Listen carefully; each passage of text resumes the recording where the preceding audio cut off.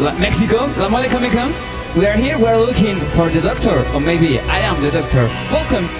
Hola, ¿dónde están? Estamos buscando Rose. Clara, ¿dónde están? Tenemos que estar rapidísimo para Comic Con. Clara, Rose, we're looking for you. Let's go ready. Are you ready, guys? Let's go. We're looking for the doctor. So, stay tuned. Let's go.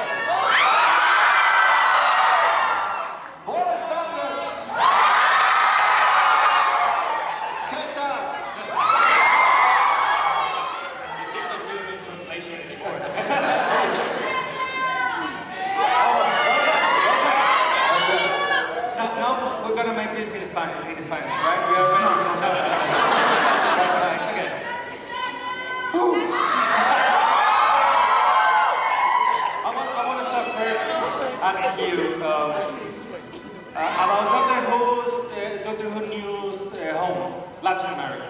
Okay? Yeah. How it feels for you now that we are in Sci-Fi Channel? How does it feel? Are you getting comfy? You getting comfortable? It's fantastic for us to be on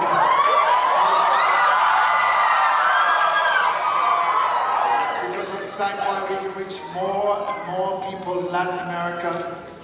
We know because we came 2 years ago and we saw how deep the passion was for Doctor Who and for us to be able to reach more people here, which we can, thanks to Sci-Fi, is great news. Peter, last time you visited us in Mexico City, you came with Stephen Moffat and Jennifer. It's sad, obviously, but one is living at season 9 and Moffat is living at season 10. So what's the thing that you're going to miss the most of them? I think I'm going to miss, Stephen's an incredible talent, and his creativity is amazing, and also his grumpiness is quite spectacular. So I shall miss that. He's an incredible character, an incredible talent, and he's done so much for Doctor Who, so much for me, so I can't thank him enough for that.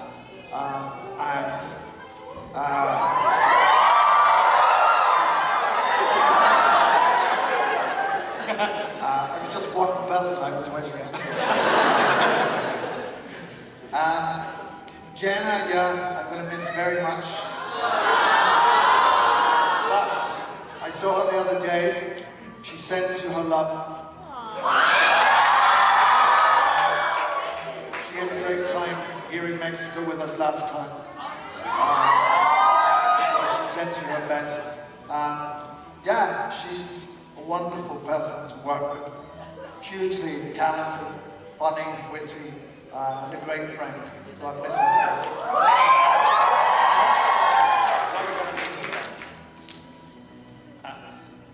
I think Stephen's been such an incredible visionary for the show. I think he's taken the show right around the world.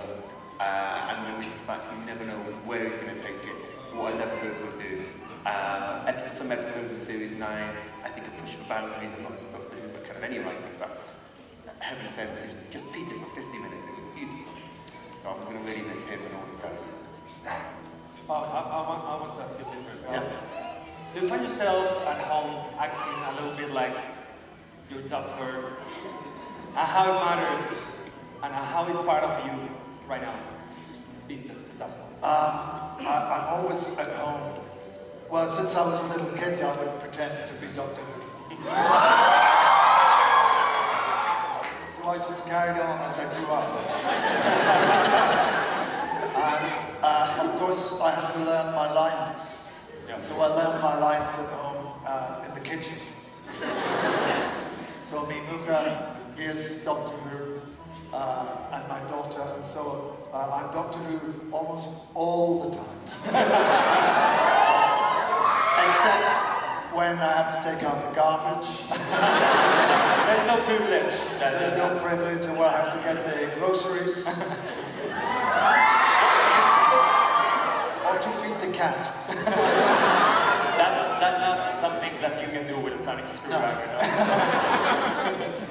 Brian, what's a big challenge with working with a franchise like Doctor Who, like these big franchises, and keeping it fresh?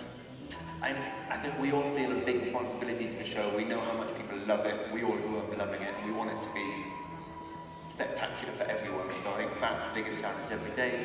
I think Doctor Who is such an incredible show. We can go anywhere in time and space. We've got Peter versus the Doctor. So we find ideas quite, not easily, but it's always in the DNA of Doctor Who. There's enough there to always propel you somewhere new and somewhere different. So with the Zygon story, there was a fantastically new take on the Zygons this year, which we love. And it doesn't feel, so it's of the show, it continues where the Zygons were before, but it feels completely new. Perfect. And I think that you have us a surprise behind the scenes of the first episode of the 9th season.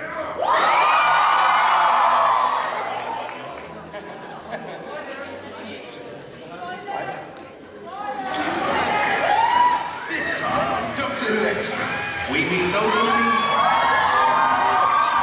exterminators, brand new ones. Is the Doctor. And we're on set for some explosive scenes.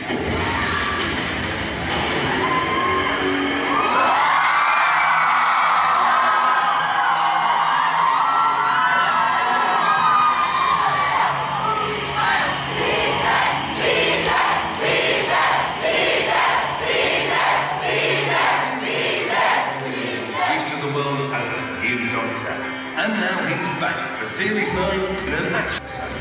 It's very exciting, of course, to be back in Doctor Who in a new season, and with a fantastic opening episode, which I think gives an example of the sort of epic scale that we will be trying to embrace this season.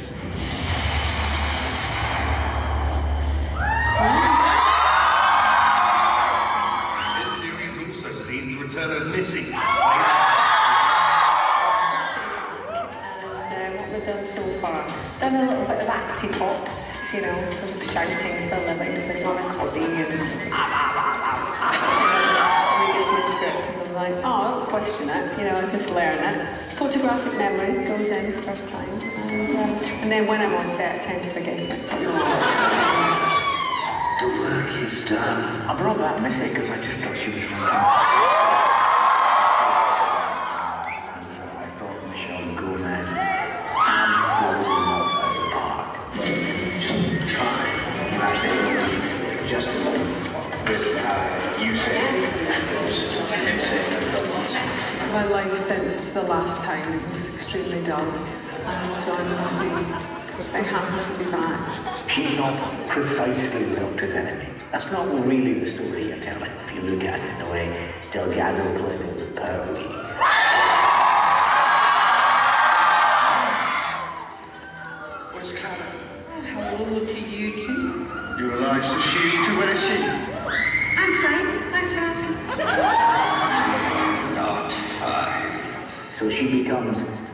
becoming much more than the arch enemy. She becomes the arch friend, and that's really interesting.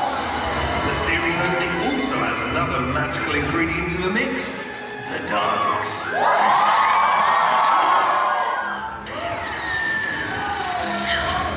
Here we are in the Dalek control room in the Dalek headquarters. I was very excited when I read the script because obviously it brought back Davros and it brought back the Daleks. That's the one I want.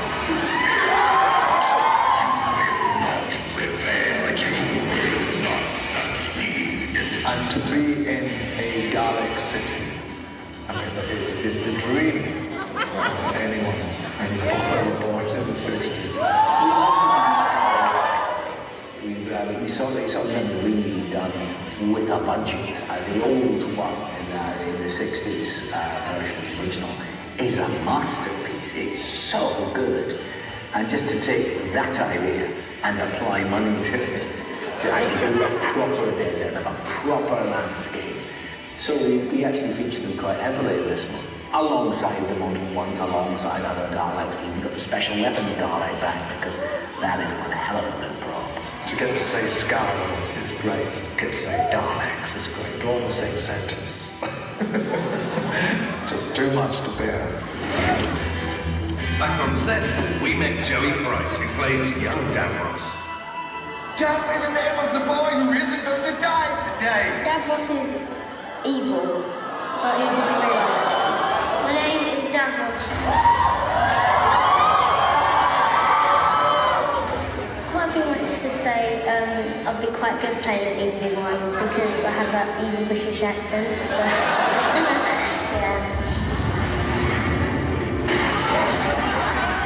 Actor Jamie Reed Quarrell also joined the cast for Series 9, playing the scheming son. Today we are doing the Maldivarian scene, where it's Sark's first big scene.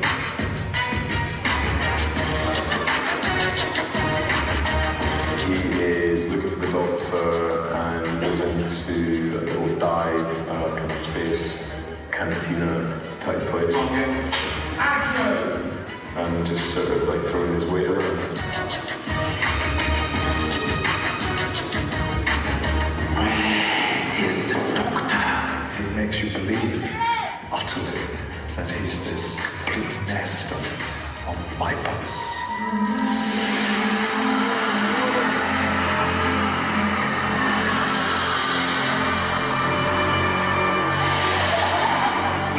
The Doctor saving the day, the future is bright for the time-travelling duo. Or so it seems. I suspect that things are not going to go absolutely according to plan. I just feel we're having too much of a good time.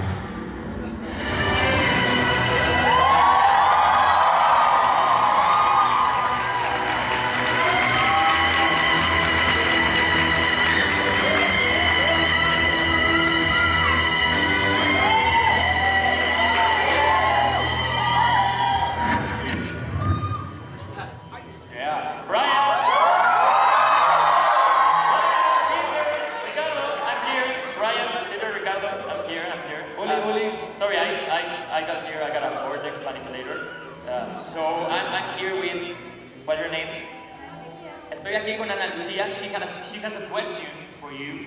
So she's gonna make a question. ¿Cuál es su pregunta? ¿Recuerda el primer episodio que vio cuando era niño?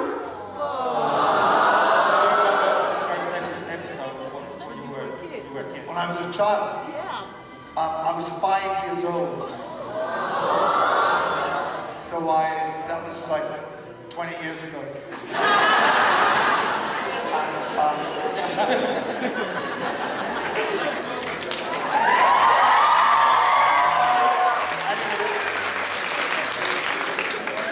I don't remember exactly if I saw the very first episode.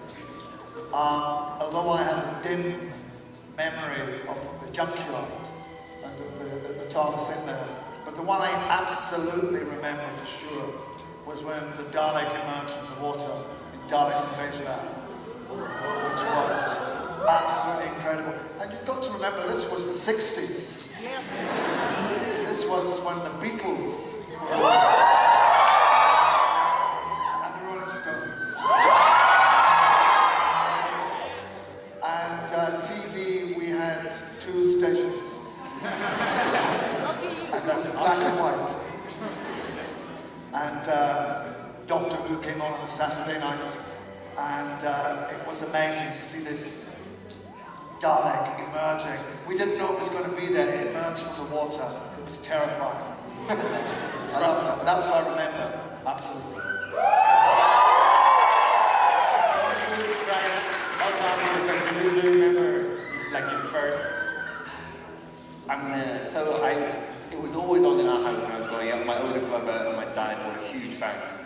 The episode which I really remember clearly feeling so special was after Doctor Who had stopped.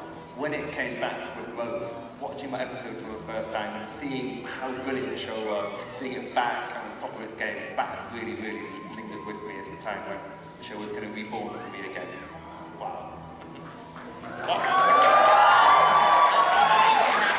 One thing to say, I think she sent something to Peter, so...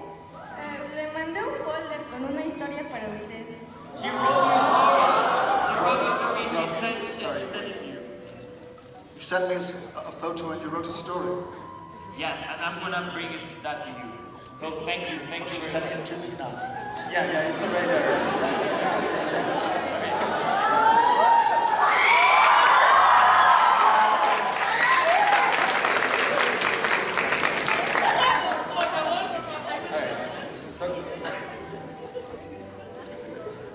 There you go. Muchas gracias.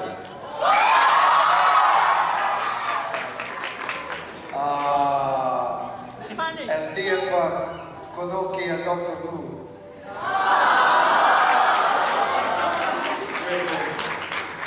Es tú. Muchas gracias.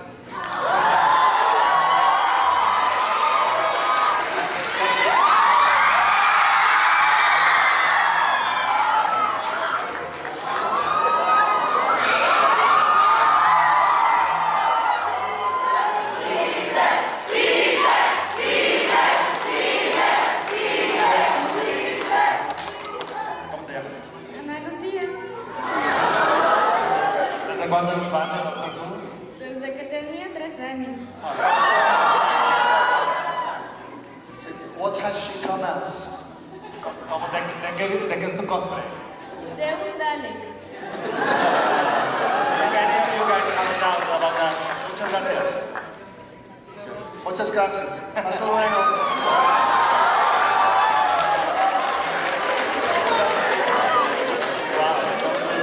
I think, Peter, I think the Spanish that you have, you can easily go.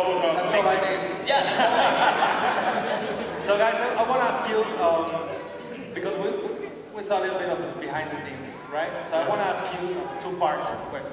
Yeah. First, what was the most difficult thing to accomplish in this 9th season?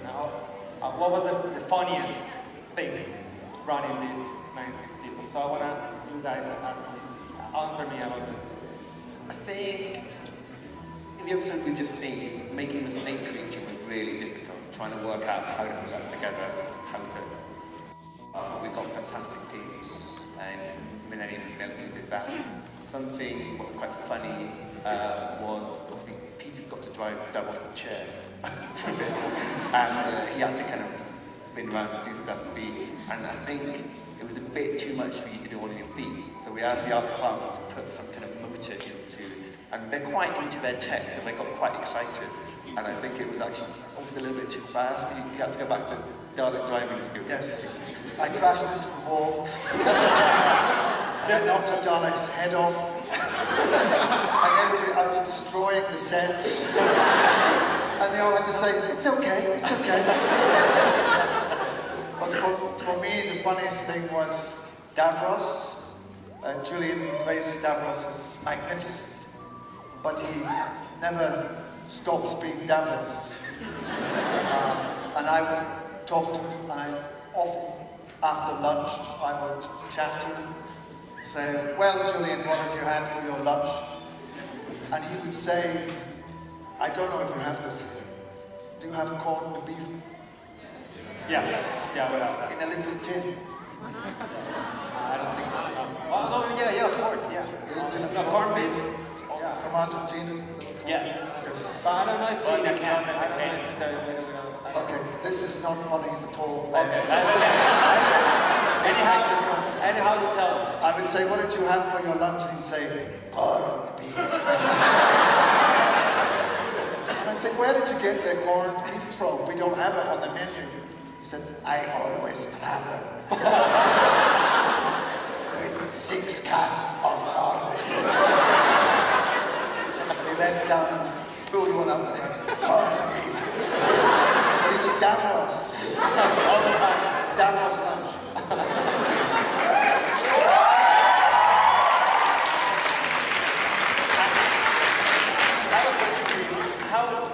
How about this season? How it was working with Michelle with this season? Yeah. Well, she's amazing. I know Michelle because she comes from the same place I come from. Not Gallifrey, but Glasgow, which is very similar. Big cheer from Glasgow, yeah. Yes, no, she's amazing. She's very funny, very strange, and very scary. So it's great to have her around once again. Actually, she stole my barter manipulator. That's why I have to walk through here again. All right. Guys, I want to know if you could have, I don't know, in real life, Yeah. a sonic screwdriver or a TARDIS or any object on Doctor Who universe, what would you do with that object? I'd have a TARDIS. TARDIS.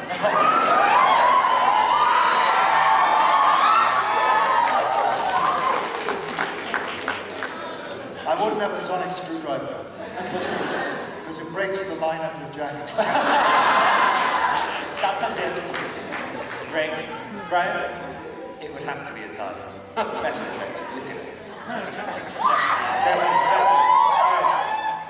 So, guys, we have another clip for the behind the scenes episode 2. So, let's watch it. Okay.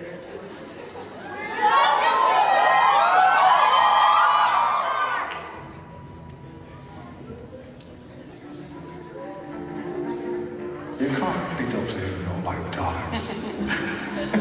I'm 56 every man on my age has been inside a Dalek. There's a comic called TV21 in the 60s, which was basically a vehicle for all the Jerry Anderson programs, Thunderbirds and all that stuff. But on the back page, they didn't have the right to have Doctor Who, the rights to Doctor Who, but they secured the rights to the Daleks. When I was a kid, I just thought it was like an extension of television, just that was part of the story it used to have. I think on the back page, the adventures of the Dalek. No, none of that boring Doctor Who nonsense, just the Daleks. Various experiments on Skaro, which to a small child was not exactly imaginable. It was all the bits of Doctor Who you never got to see. The Dalek monorail, the Dalek towers, the Dalek flying everywhere. Oh, it was so exciting. The return to Skaro. It's fantastic, even just to say that word, Skaro. It's the best name for a planet ever, Skaro. The confrontation of Doctor and Davros is always terrific. And all the other confrontations are... Davros wants to save his own kind. He has a demented mission, but to end all war by there only being one race.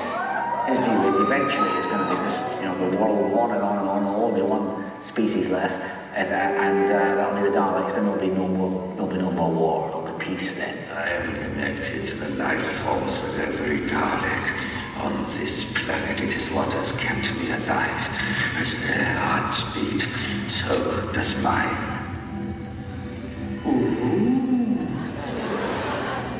Nice. Vampiring off your own creations just to eke out your days. I'm surprised that the Daleks allow it. Oh, they have no choice. My Daleks are afflicted with a genetic defect. What defect? Respect. Mercy for their father. Design flaws I was unable to eliminate. So he's to say the least, a damaged man who builds a whole species in the image of his own damage, both physically and mentally. One of the things I thought would be interesting if you go to the planet of the Daleks is you won't just see one brand of Dalek. That wouldn't make sense. If you're being invaded by the Daleks, they probably send out a particular platoon, a particular kind of Dalek, the latest model of the warrior Dalek. But if you went to the planet of the Daleks, it'd be like going to the planet of the humans. There'll be different sizes and shapes. They're a species. They're not mass-produced in that way. So I thought, let's just see them. A lot of those designs are really great. And I remember when we were doing Asylum of the Daleks and had quite a few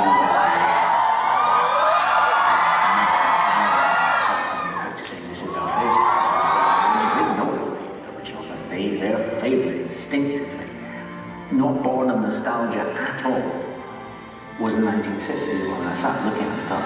And then I got a point. It's simpler, it's smaller, which is kind of creepy, and it's kind of the definitive version.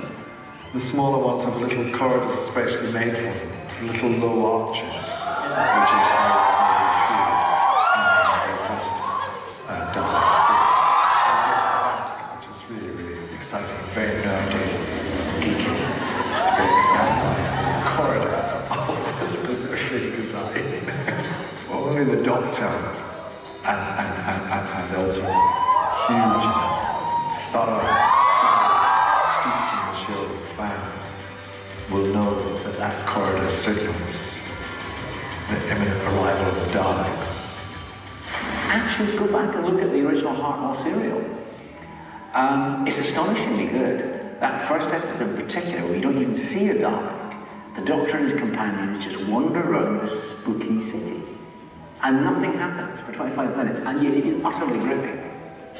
Because this city is unlike anyone you've ever seen, with its strange slanting hallways and the fact you have to duck under doors. You know that whatever lives here is nothing to do with the human being.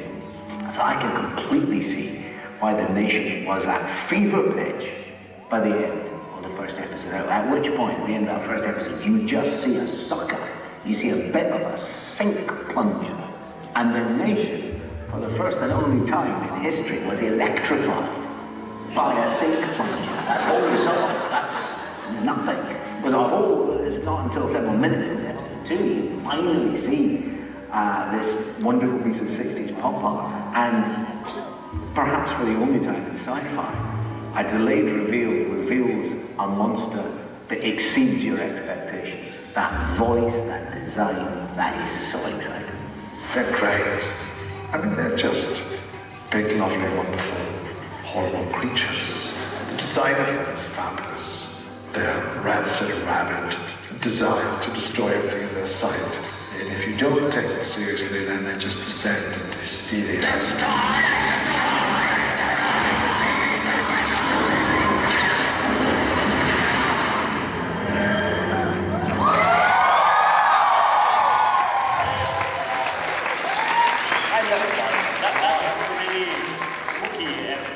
Yeah, it's great. It's been on here. Yes, already, and I think the Daleks are the best. And the Doctor appears in Davros chair. It was like kind of a nightmare, you know, like seeing the Doctor in the Davros chair. What would you think is now human beings' nightmare? Like the nightmare that we're having as humankind. Sorry, I got really deep. Sorry. That's quite philosophical. We don't have to go very far to recognize the imminent nightmare.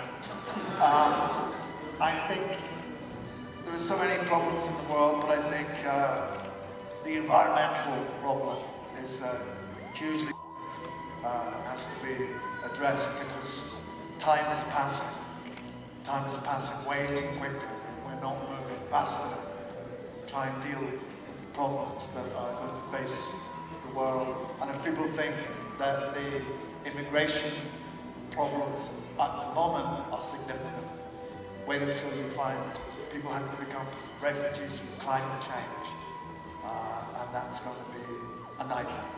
So we all have to try, all the countries in the world, everybody has to try and address the climate problems by endless.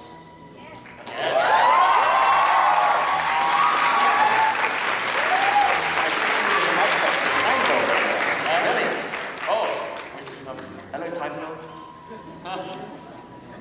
Dr. Mysterio, we have one. Dr. Mysterio! So I have to put my glass, my shades on. Where's Dr. Mysterio? Dr. Mysterio! Il ritorno di Dr. Mysterio. Di Santo.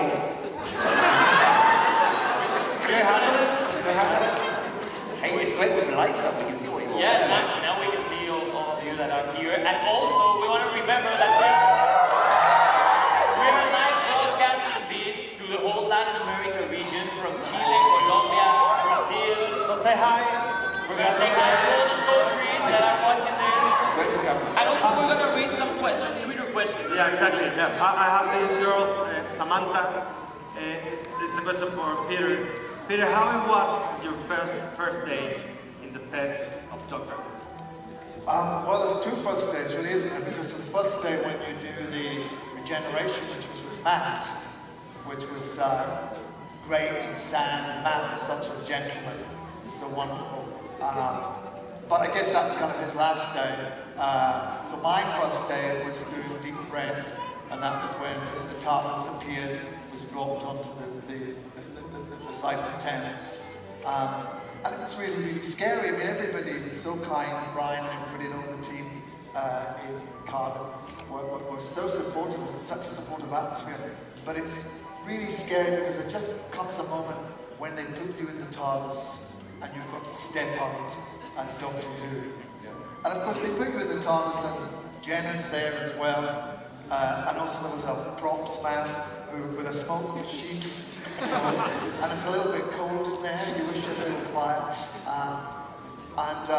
And then they close the door and you're alone but with these other people. And suddenly you just have to do it. You just have to jump in and be Doctor Who. That's an amazing scene now that we watched that. Well, it was scary but wonderful because the script was great. I remember looking over and seeing Stephen at the, we have a row of monitors in the distance where Stephen and the director, Brian, would watch what the cameras were laying. And he looked at me and I could see what I was feeling.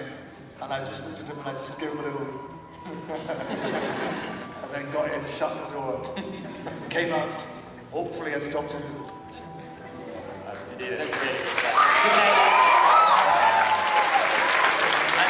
Now, in those two seasons that you've been, what is the most important lessons that the Doctor has given you?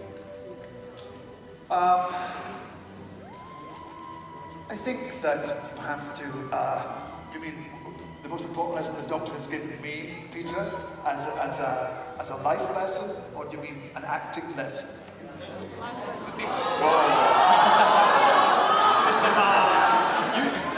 You got the two options. I'm gonna take both.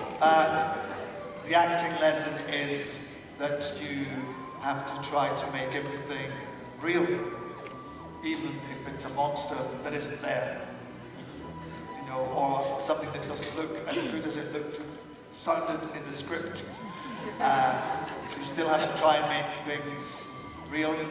And the life lesson is that sometimes your dreams can come true.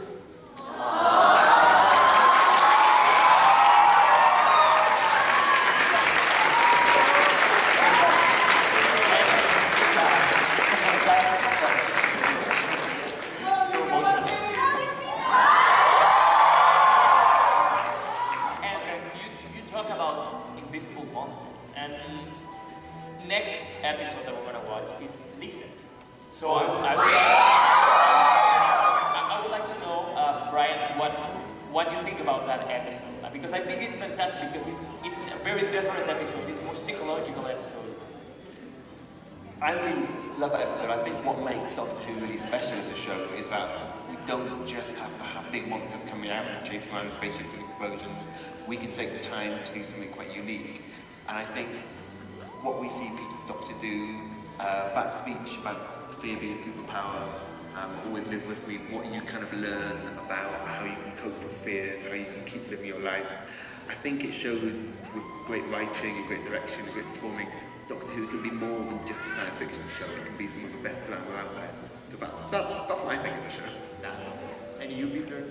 I loved this, and I thought it was a wonderful episode for the reasons that Brian said.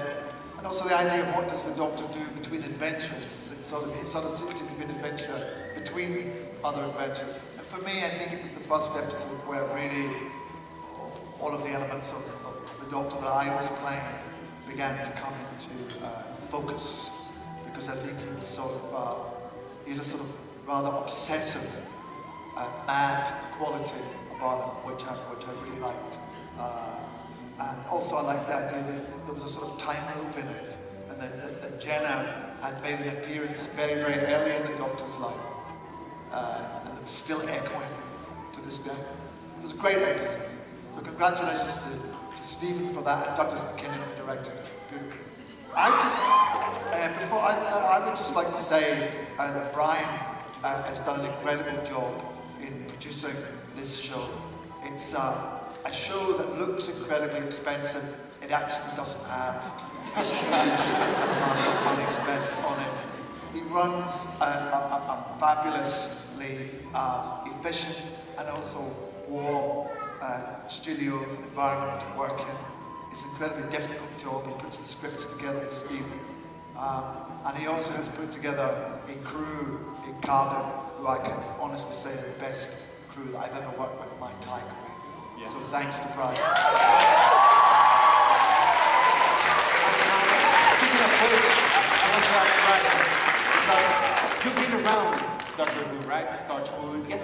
You've been writing also. So I want to ask you, how is it for you now handling this responsibility, because you've been growing with the show also?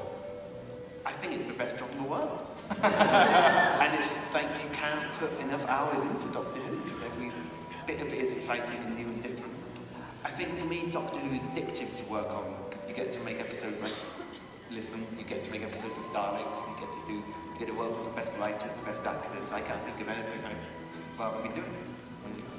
I also met my wife on the show, it was always special.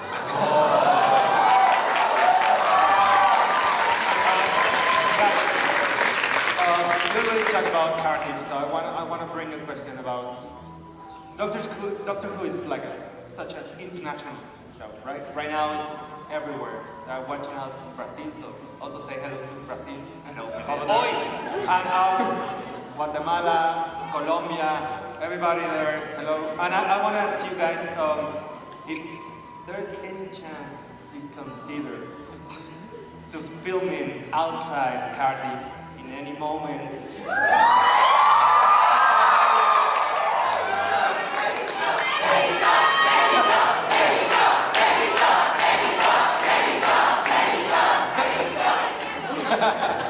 You're the boss.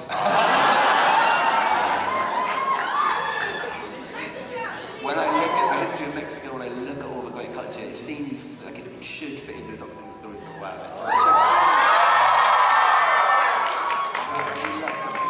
The history here is so fabulous. The people are so warm. We would love to. We really would love to. It's always a question of time and money, though, isn't it, really? Maybe you should all come to us. Yeah.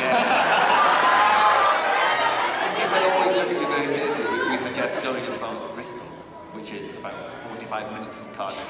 So I think they might faint if we said, tomorrow, Mexico City.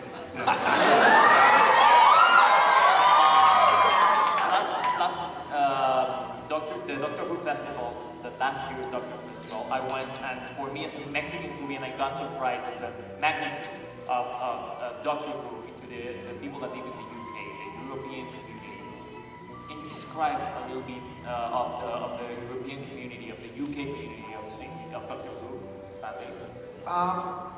It's not dissimilar.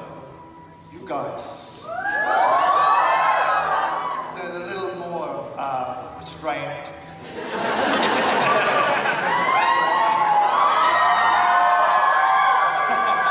They're a little more British about it. But the love is very deep. And also, you know, one of the surprises, we think the show is so British because we've grown up with it. And the audience there is very loyal and very big. But for us to discover that the show was popular in Latin America was so exciting, but also to learn that it had been here actually for quite a long time was a surprise. But yeah, so the British love it, don't they?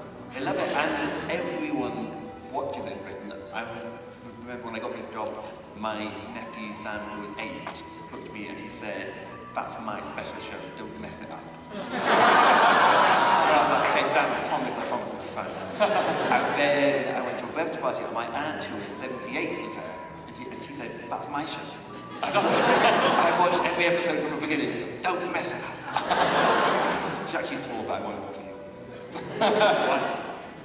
What do you think, guys? Do you like Dalek? Do I like Daleks? Answer that. Of course. So, why you watch them? We have a Let's watch the Daleks.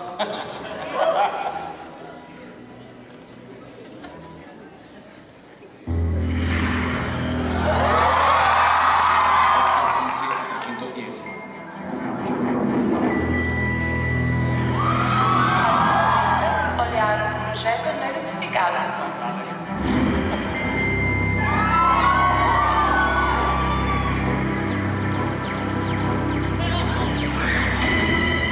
Doctor Who aterriza en tu casa. Sci-Fi, la nueva casa de Doctor Who.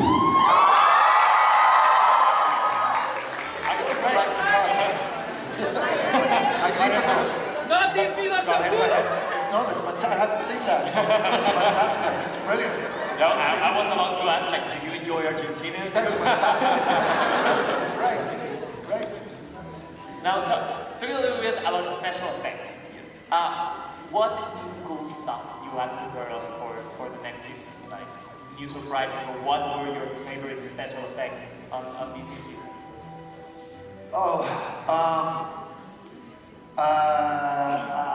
I think you'll see later Jenna hanging out of the TARDIS. I don't mean hanging out.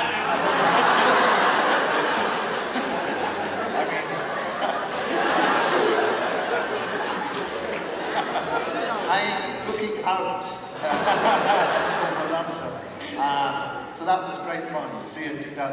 And then I also had to do a jump from a very high, I won't go into the details of what it is, but I had to do a jump from a very high castle tower.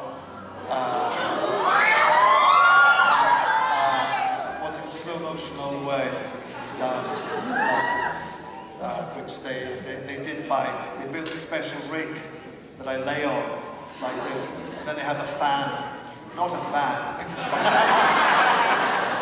underneath to make cold air, not hot air, and they attach wires to my coat. That was fun. I like Sky Towers in the last episode. For a very long time, we watched the episode and Peter was just bossing around empty space. I see all of them around and then they all came together for that. Great. Okay, guys, We have some questions. Yes. Okay. What's your name? That's a challenge. Hola, me llamo Miguel. Quería preguntar. Hi, Miguel.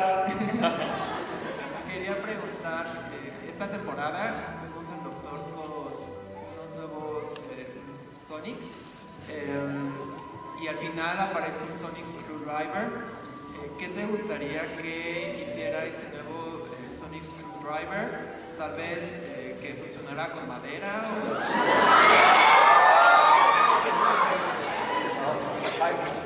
Do you get it? What would I like to do with a new sonic screwdriver? Yeah, exactly. Have many adventures in time and space. I don't know. You haven't seen all the way through this season, right? No, just...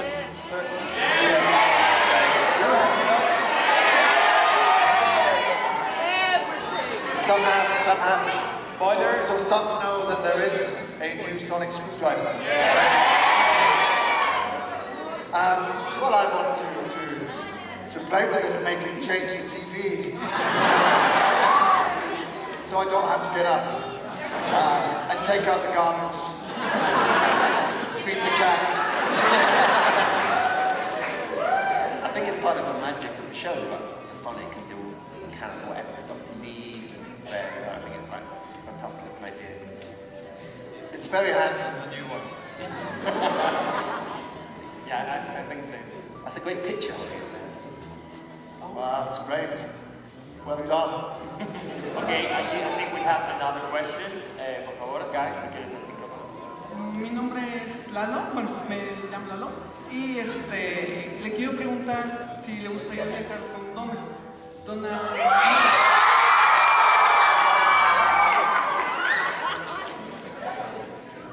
I think, is this a cardinal or a time lord?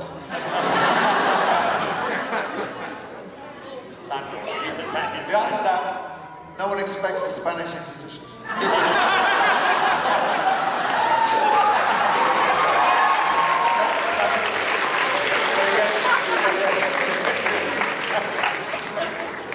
What was the question? Would you like to answer? Yeah, she's great. Yes, I worked with her on the episode I did Fires in Pompeii.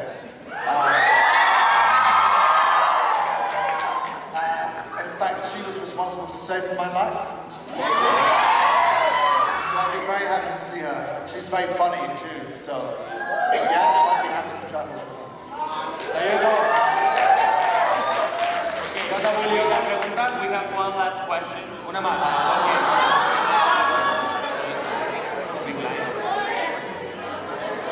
Hola, quisiera preguntarle que si cree que vuelva a aparecer River Song.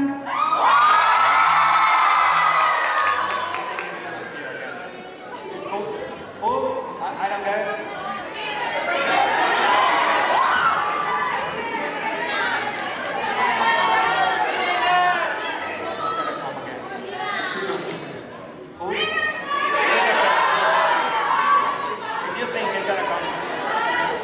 Well, we never know. I mean, Doctor's relationship with River Song is special. Sometimes the way that they can, although it seems that the timeline is closed now, there may be a way for, hello? There may be a way for the Doctor to reopen the timeline and find her again. If he has to say, have you seen my shirt? Or wear my shoes? Or other things that a wife should look after?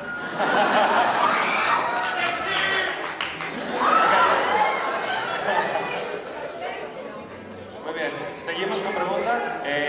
Sí, todavía tenemos tiempo para unas preguntas de la gente que está poniendo el hashtag están viendo. But I would like if we search for a question. We know that Stephen Moffat it's going out of the show. Yeah, and we're going to have a new showrunner. So first I would like to ask you, what Jamal has and why he got to be the new showrunner. Okay. Firstly, Steve's not going anywhere but ages. We've got a whole new series, whole new Christmas special, so we're lucky we kept him. Okay. He's at home writing right now, so he's not going anywhere. Chris Chibnall has been a long-term fan of the show. He's loved it all his life. He's one of the best writers in the UK, and he absolutely loves Doctor Who. And he was, when we first started talking to him, he was really honoured to be ours. And I know he loves the show as much as everyone in this room loves it. And I think that's the first qualification you need to take on Doctor Who. Oh, that's so cool. And one question for Peter. To be part of the Doctor Who family, of the crew, the actors, all the people that make this great show, do you think that there's something in common? There's something that all of you have to have? I think we're all very lucky. At the moment, a lot of them are Scottish.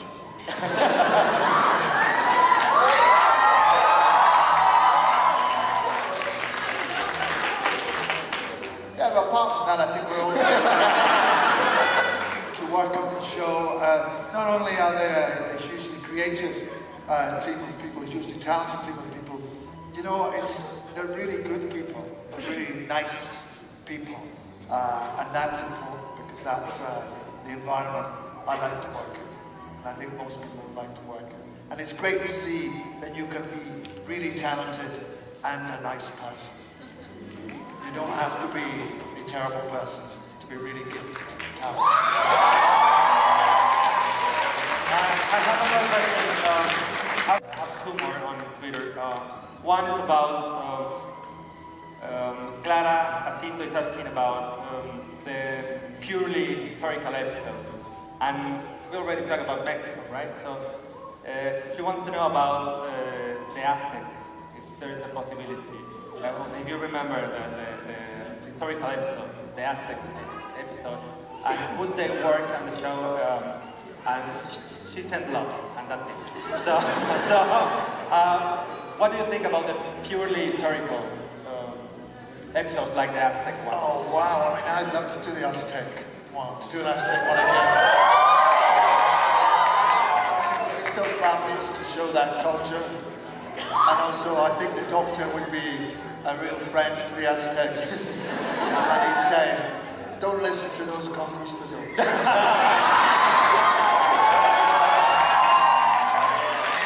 trust them. Don't trust them. So I'm on.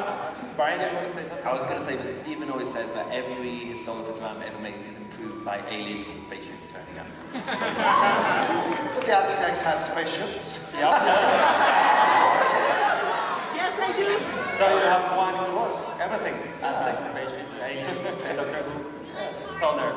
And there's another one, because little gooey. I want to ask you, because I'm a horror fan, so what's the most, like, the scariest monster for you guys on Doctor Who universe? Scariest. I think the scariest one is, I love the monster in Listen, because you can't see it, and you're not really sure it's there. But I think it is there. I think it's always right there. You can't see it. But it's there, maybe you can see it. Tell me. I think the weeping angels are some of the scariest. I see there's a few here. Better don't blink because anything can happen. You blink. But the monster in Listen is cheaper for cosplay. There's so many great monsters from Listen here. For those who don't know, it's invisible. I've only got 4 of the sisters from... The Sisterhood of Car. The Sisterhood of Car. I love their first album. It's the best girl band ever. So you have another question? We're so almost wrapping up, so I have this last question about, I wanna ask Willie to ask about this. It's about Spanish and everything. So Yes. do you remember we talked about yes, this? last time, 2 years ago, I met you at the press conference, and the first thing that you told me when you say hi was, "Hello, I'm Dr. Mistake." So I want to know more about like what languages do you think? Do you know like the TARDIS translates everything around you in English and maybe Spanish, but what languages would you like to learn, or the Doctor do you think would like to learn? Oh, Spanish. Spanish. Yo se habla español. Non perfectamente. Pero estoy muy feliz de estar en México. También estoy muy feliz de hablar de los judíos, cualquier idioma.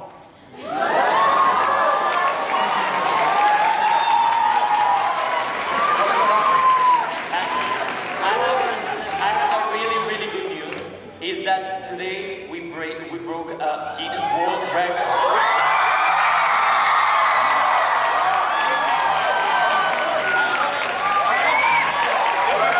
World Guinness Records to come up the stage to make the official statement that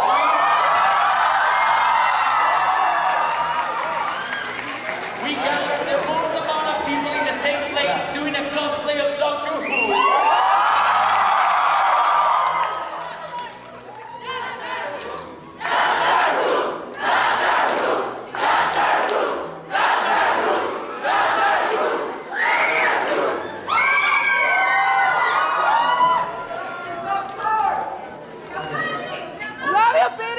Buenas tardes. En primer lugar, en nombre de Guinness World Records, quisiéramos agradecer a Sci-Fi Latinoamérica por habernos invitado en Ciudad de México. Estamos aquí celebrando el lanzamiento, el estreno de la nueva temporada de Doctor Who en Sci-Fi Latinoamérica, por si algunos de ustedes no lo sabían. Doctor Who además tiene ya un récord mundial Guinness. Es la serie de ciencia ficción con más episodios en la historia de la televisión mundial. Pero hoy se trataba de batir un segundo récord mundial Guinness para Doctor Who con la participación de todos ustedes, los hooligans de México.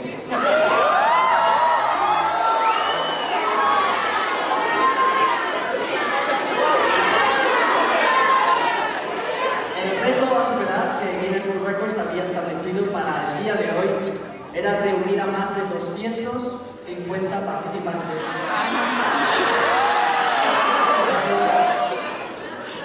Caracterizados personajes de la serie Doctor Who. Podemos anunciar la cifra oficial de participantes en el récord. Es de 400.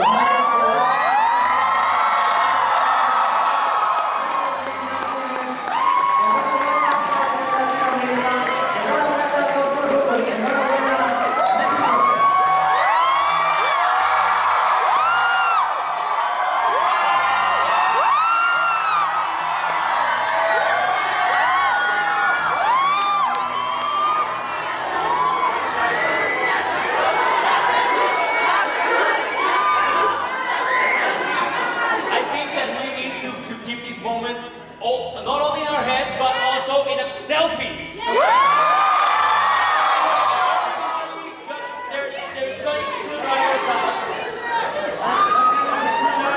Because I think perfect.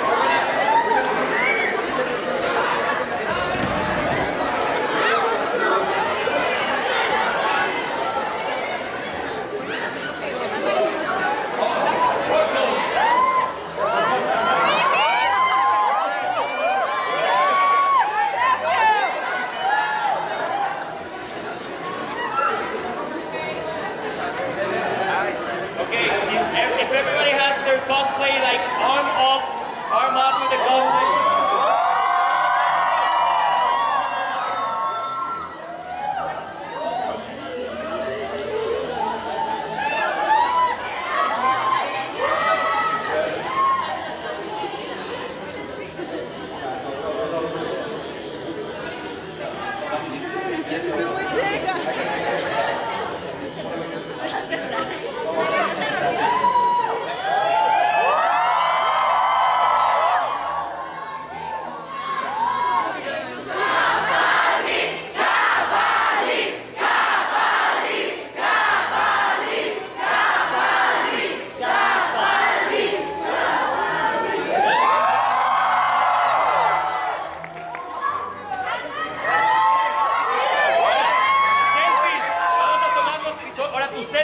la selfie para acá y nosotros vamos a estar aquí.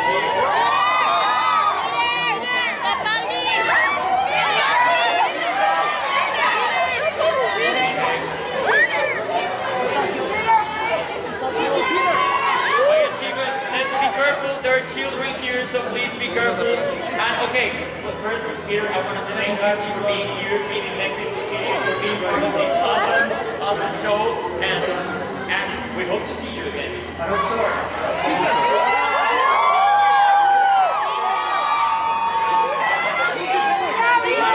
Also, we want to say Brian Hutchin and really thanks for being here, for also made possible this amazing show that we are all part of it. So this is an example that Cubians can be strong and can be intelligent and can have two hearts. Thank you very much. Así que muchísimas gracias.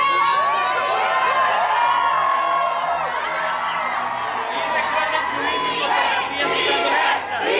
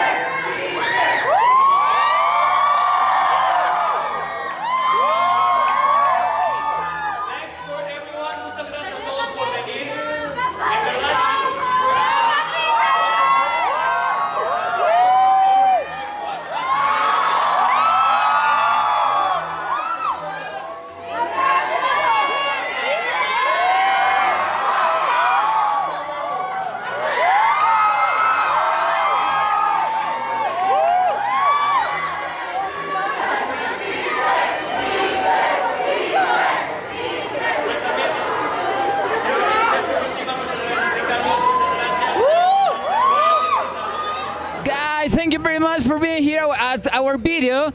We're looking for the doctor. We're going for a new adventure. We're going in the TARDIS, so we have a new companion, Virginia. So thank you. We are going to another planet, another adventure. Bye. Let's go and find the doctor. Always, it's bigger in the inside. Bye.